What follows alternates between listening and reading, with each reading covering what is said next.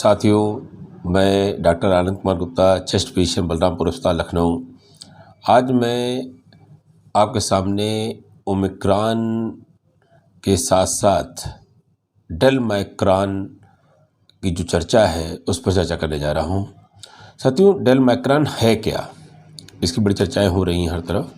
डेलमाइक्रॉन, पहली बात तो मैं स्पष्ट कर दूं कि ये नोवेल कोरोना वायरस, जिसको SARS-CoV-2 वायरस भी कहते हैं, का कोई नया म्यूटेशन नहीं है, नया वेरिएंट नहीं है। म्यूटेशन की वजह से जो हो जाते हैं, जैसे हम लोगों ने अल्फ़ा, बीटा, डेल्टा, गामा सब देखा और आज ओमिक्रॉन के बारे में जान रहे हैं, इस तरह का कोई वेरिएंट नहीं है।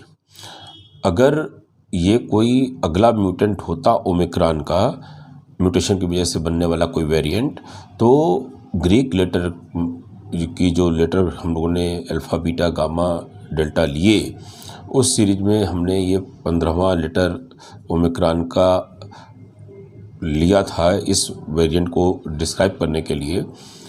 तो आगे के लेटर जैसे पाई, रो, सिग्मा ये दिए जाते, ना कि डेलमाइक्रॉन।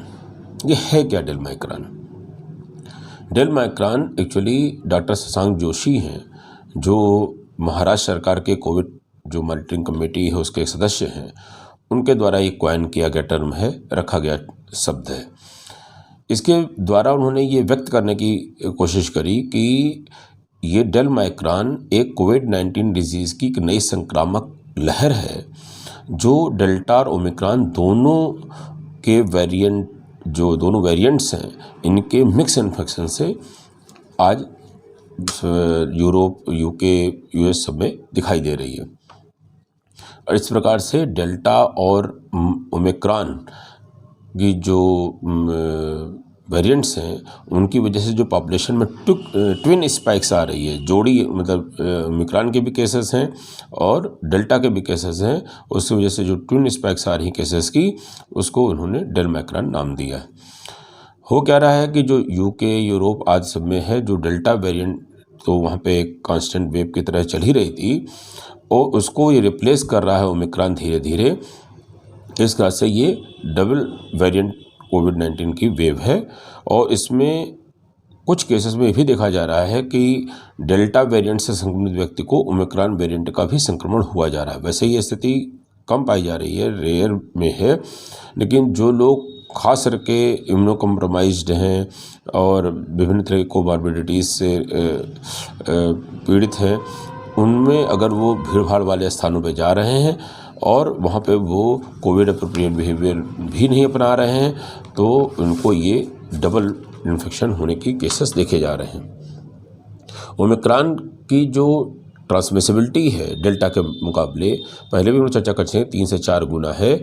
और ये ससेप्टेबल पॉपुलेशन में, जो संवेदनशील पॉपुलेशन है इसके प्रति, उसमें ये जंगल की आग की तरह फैल रही है, इतनी ज़्यादा इसकी ट्रांसमिसिबिलिटी दिख रही है। और अगर हम इसकी संवेदनशील पॉपुलेशन के बारे में जिक्र करें ओमिक्रॉन के, तो ये अगर हम उच्च से निम्न संवेदनशील पॉपुलेशन की तरफ जाएं, तो सबसे ज़्यादा संवेदनशील आती है टीका रहित, उससे कम 1 टीका लेने वाले, उससे कम 2 टीका लेने वाले, उससे कम 3 डोज लेने वाले, अर्थात 2 टीका और 1 बूस्टर लेने वाले, और सबसे कम संभावना उनको जो है संवेदनशील पॉपुलेशन के रूप में हाइब्रिड इम्यूनिटी वाले, अर्थात जिनमें संक्रमण जनित इम्यूनिटी भी हो और प्लस वैक्सीन जनित भी इम्यूनिटी दोनों हुई हो, ये इस तरह से देखा जा रहा है। डेल्टा वेरिएंट की इफेक्टिव रिप्रोडक्टिव नंबर, जिसको हम कैपिटल आर स्मॉल टी से डिनोट करते हैं, ये 1 से कम देखी जा रही है, अर्थात डबलिंग रेट उनका कहते हैं कि 1 से कम है। और वहीं पर कहते हैं कि मतलब कि एक दिन में एक से एक केस हो रहा है, वहीं पे कहते हैं कि ओमिक्रॉन की 5 है, अर्थात 1 आदमी से 5 आदमी केस बन रहे हैं। और वहीं डेलमाइक्रॉन को अगर देखा जाए तो उसका एवरेज 2 से 3 आ रहा है।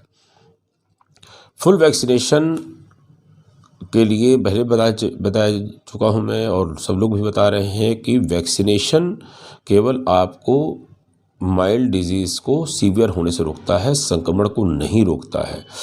तो और यूके, यूएस, यूरोप सब जगह पे आप देख रहे हैं कि वहाँ की जनता जो क्राउडेड प्लेस में खास करके इंडोर एरिया में जा रही है और कोविड अप्रोप्रिएट बिहेवियर नहीं कर रही है, वहाँ पर ओमिक्रॉन की लहर देखी जा रही है, और या कह लीजिए डेल्टा की लहर देखी जा रही है। ओमिक्रॉन जो है, जो इम्यून स्केप शो कर रहा है, वो अपनी फर्स्ट लाइन डिफेंस के अगेंस्ट शो कर रहा है, अर्थात जो फर्स्ट लाइन डिफेंस जिसको हम एंटीबॉडीज़ कहते हैं, उनके अगेंस्ट अपना इम्यूनिटी स्केप तो शो कर रहा है, अर्थात कहते हैं कि शायद उनमें जटिलता दिखा देगा, वो प्रोटेक्शन नहीं दे पाएंगे जटिलता से रोकने के लिए, लेकिन जो बचते हुए दिख रहे हैं वो लग रहा है कि जो टी सेल की इम्यूनिटी है, अर्थात सेकेंड लाइन डिफेंस है, वो काफ़ी कुछ हद से सीवियर डिजीज से होने के लिए बचा रहा है। जो कहते हैं कि ओमिक्रॉन से और डेल्टा में अंतर पिछली बार भी मैं बता चुका हूँ कि इस ओमिक्रॉन से होने वाले, जो प्योर ओमिक्रॉन से होने वाले संक्रमण हैं, उसमें अभी तक कहीं से भी ऑक्सीजन की कमी होना, जिसको हम SpO2 से नापते थे, और यहाँ पे हैप्पी हिपोक्सिया होता था पिछले वेरिएंट्स में कि घर में सांस नहीं फूल रही है लेकिन ऑक्सीजन घट रही है, वो हम लोग के लिए एक टर्निंग पॉइंट होता था कि तुरंत अस्पताल पहुँचो, क्योंकि अचानक सांस भी फूलने लगेगी, ऑक्सीजन घट रही है। ये चीज़ में नहीं दिख रही है और सांस फूलने वाले लक्षण नहीं दिख रहे हैं। बाकी सारे लक्षण कॉमन जो कोरोना वायरसेस के थे, चाहे वो गले में खराश, गड़न, कहते हैं कि इसमें जो है दर्द होना, गले में अत्यधिक थकान होना, ऊर्जा स्तर में कमी होना, सर दर्द होना, दिन भर थके थके से बिस्तर पर पड़े रहने की इच्छा होना, बुखार का होना, हल्की खांसी का भी होना, यहाँ तक कि उल्टी, उबकाई और डायरिया का होना, 50% में लॉस ऑफ टेस्ट और स्मेल भी है। पिछली बार मैंने कहा था कि इसमें लॉस ऑफ टेस्ट और स्मेल दिखाई दे रही है, लेकिन कुछ रिपोर्टें कह रही हैं, इसमें भी विवाद भी है, कुछ लोग कह रहे हैं नहीं, ये इसकी वजह से नहीं, लेकिन कुछ केसेस में जो है लॉस ऑफ टेस्ट और स्मेल भी दिखाई दे रहा है 50% केसेस में। और रात में पसीना आना, यहाँ तक कि इतना पसीना आना कि लगना कि जैसे बिस्तर वो और या कपड़े गीले गीले से हो रहे हैं। तो इस तरह के लक्षण देखे जा रहे हैं। और लेकिन हाँ, ये अभी भी तय है कि चूँकि सांस ज़्यादा नहीं फूल रही है, भर्ती की नौबत नहीं आ रही है, मृत्यु दर भी बहुत कम है अभी डेल्टा के मुकाबले, लेकिन चेतते रहने की ज़रूरत है। ये देखा जा रहा है कि ओमिक्रॉन में गले के लक्षण बहुत ज़्यादा हैं, फेफड़े के लक्षण बहुत कम हैं। उसका कारण जो अभी पता लग पा रहा है वो ये है कि ये गले में कई गुना मल्टीप्लाई करता है, अपने जो म्यूटेशन से हो गए नई रचना बन जाने की वजह से पूर्ववर्ती स्ट्रेन्स के मुकाबले ज़्यादा मल्टीप्लाई करता है, इसलिए गले के लक्षण इसमें ज़्यादा हैं। और फिर फेफड़ों में तक जाते जाते इसके मल्टीप्लाई करने की ताकत बहुत कमज़ोर पड़ जाती है, इसकी वजह से सांस फूलना और SpO2 का डाउन होना, ये सब नहीं दिख रहा है। ओमिक्रॉन में ये देखा गया है कि इसके जो जेनेटिक मटेरियल है, इसमें कॉमन कोल्ड वायरस जो हैं उनके हिस्से दिखाई दे रहे हैं, HIV वायरस के किस्से दिखाई दे रही हैं, और इसी से ही अनुमानित किया जाता है कि इस म्यूटेंट वायरस का जन्म शायद इम्यूनो कम्प्रोमाइज्ड HIV इन्फेक्टेड या इस तरह किसी मरीज के थ्रू ही होगा। कई लोगों का मानना है कि जब ज़्यादातर रिपोर्टें कह रही हैं कि ओमिक्रॉन के म्यूटेशन से कुछ नहीं हो रहा है, ट्रांसमिसिबिलिटी ज़्यादा होगी लेकिन सीवियरिटी तो बहुत कम है, अभी तो मृत्यु दर नहीं दिखाई दे रही, तो क्यों इतना डरने की ज़रूरत है। आइए हम इसको एक गणितीय मॉडल से समझते हैं, मैथमेटिकल मॉडल समझते हैं। मान लेते हैं कि डेल्टा की जो ट्रांसमिसिबिलिटी थी उसके मुकाबले ओमिक्रॉन की 4 गुना बताई जा रही है। डेल्टा से किसी पॉइंट ऑफ टाइम पे मान लीजिए 50,000 केस पर डे हो रहे हैं। अगर उसी टाइम पीक स्टेज में जो ओमिक्रॉन से कितने हो जाएंगे, 4 गुने के हिसाब से 2 लाख हो जाएंगे।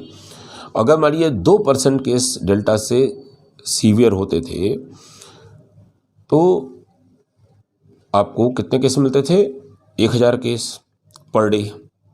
और वहीं पर अगर 2 लाख केसेस हो जाएंगे और 1% ही सीवियर केस होंगे तो आपको कितने केस मिलेंगे पर डे, 2000। 1000 को आप अपनी सुविधाएं, स्वास्थ्य सुविधाएं नहीं दे पा रहे थे, और सरकारों ने जो तैयारी की है वो कितनी पर्याप्त होंगी, समय आने पता लगेगा कि बिस्तर मिल पाएंगे 2000 को कि नहीं, जो भले ही आंकड़े परसेंटेज के हिसाब से कम हो लेकिन गिनती के हिसाब से बहुत ज़्यादा होंगे, तो वो स्थिति फिर से भयावह हो सकती है। दूसरी बात यह है कि अगर हम ट्रांसमिशन होने देंगे, कोविड अप्रोप्रिएट बिहेवियर नहीं करेंगे, तो ये तो आंकड़े बढ़ेंगे ही बढ़ेंगे। अगर नए म्यूटेशंस पैदा होंगे, क्योंकि आपको सबको पता है, पहले भी बता चुके हैं कि जितना ज़्यादा ट्रांसमिट होता है वायरस और डिवीज़न होता है उसमें म्यूटेशंस होते हैं, और ये म्यूटेशन कब और जटिल तरीके के या और सौम्य तरीके के हो जाएंगे कोई नहीं जानता। तो इस म्यूटेशन को रोकने के लिए फर्दर और कहते हैं कि number of cases, severe cases पर नज़र को कमी बनाए रखते हुए हमें अपने कोविड अप्रोप्रिएट बिहेवियर को नहीं छोड़ना है। और अपने जो भी प्रभाव में आपके लोग हैं, घर वाले, दोस्त, जो भी हैं, सबको चेताते रहिए कि हमको कोविड अप्रोप्रिएट बिहेवियर केवल अपने लिए नहीं, अपने परिवार वालों के लिए नहीं, अपने समाज के लिए भी बनाए रखना है। जो भी बीमार होगा उसकी प्रोडक्टिविटी लॉस होगी, उसके ऊपर जो स्वास्थ्य तंत्र का खर्चा आएगा वो होगा, और उसकी जो मॉर्टेलिटी होगी अगर हो गई तो वो सब बड़ी सोचनीय स्थिति पे हम लोग जाएंगे। साथियों, यहाँ पर फिर 2 संदेश बचते हैं। अगर ओमिक्रॉन की तीसरी लहर जो लगभग तय है फरवरी में आ सकती है, थोड़ा जल्दी थोड़ा देर, अगर उससे बचना है, उसकी सीवियरिटी से बचना है, तो खुद को बचाइए, परिवार को बचाइए, दोस्तों को बचाइए। हर आदमी करेगा तो अपने आप हम सुधरेंगे, सब सुधरेगा, हो जाएगा, और हम लोग तीसरी लहर की जो तेज़ी है उसको संभाल पाएंगे, उससे होने वाले केसेस कम कर पाएंगे और हम सुरक्षित उससे से बाहर आ जाएंगे। तो कोविड अप्रोप्रिएट बिहेवियर और तेज़ी से जल्दी हर आदमी, हमारा चित परिचित जो भी है, वो डबल वैक्सीन एटलीस्ट हम उसको वैक्सीनेट कराने के लिए तैयार कर दें कि भाई तुम करा ही लो, अब देर करने का कोई मतलब नहीं है। बूस्टर डोज की जहाँ तैयारी चल रही हो वहाँ हमारी अभी बड़ी पॉपुलेशन सिंगल डोज वैक्सीन लेके घूम रही है, ये चिंता का विषय है। और शायद वो हफ्ते भर के अंदर बूस्टर डोज के बारे में कोई निर्णय हो जाए। मॉर्टेलिटी कम जरूर है लेकिन मरने की खबरें आना शुरू हो गई हैं। कल तक विश्व भर में ओमिक्रॉन से होने वाली मृत्यु संख्या 26 पार कर चुकी है। फिर से जागरूक हो जाइए। अपने देश में भी केसेस बढ़ते जा रहे हैं। 16 स्टेट्स में कुछ न कुछ केसेस ओमिक्रॉन के देखे जा चुके हैं, डायग्नोस किए जा चुके हैं। तो अपने तक आँच मचाने दीजिए, अपने समाज पर आँच आने में दीजिए, सबको जागरूक करिए, जागृत रहिए। धन्यवाद। इस तरह से आप मेरे वीडियो को सुन रहे हैं, लाइक और शेयर कर रहे हैं, कमेंट्स कर रहे हैं, इसके लिए आपको धन्यवाद। अगर सब्सक्राइब नहीं किया है, सब्सक्राइब करते रहिए, अपने दोस्तों में भेजते रहिए, उनको सब्सक्राइब करने के लिए प्रेरित करिए। फिर मिलते हैं अगले वीडियो में आपके संबंधित नई जानकारियों के साथ। धन्यवाद।